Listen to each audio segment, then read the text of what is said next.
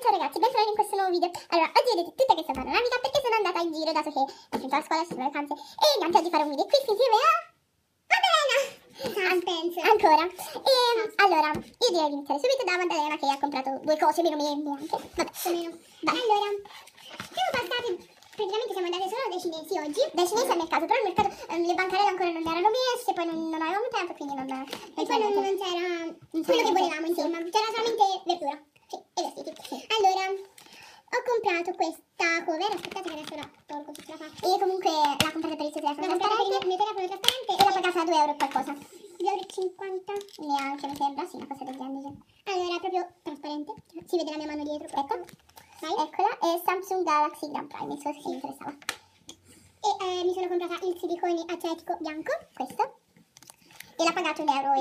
No, 1 euro. No, 1,50 euro solo così. Come mai ricordati tutti i prezzi? Ci siamo stati da 5 minuti.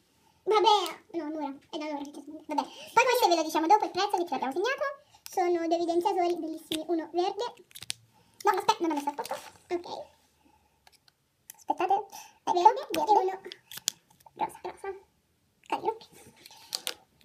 Poi mi sono comprata questo pennarello indelebile nero per colorare la resina. Tratto, se mette a fuoco, ok.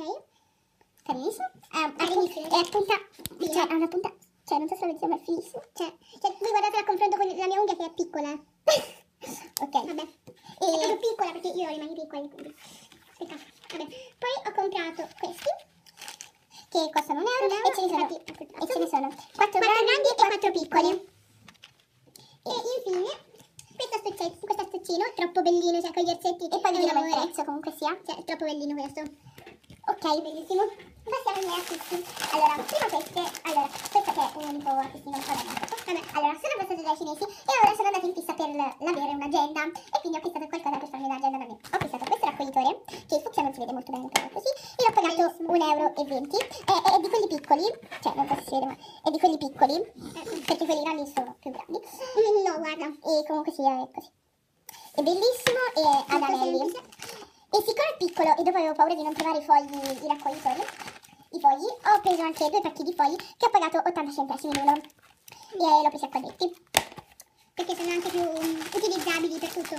Poi ho preso, sempre per l'agenda, ho preso questo succetto con le scimmie con la faccina kawaii e l'ho pagato 80 centesimi come il suo. E ho pensato di attaccarlo così all'agenda. Così, e ci mettevo tutto dentro, tutte le cose, le penne, le matite, le gomme, eccetera.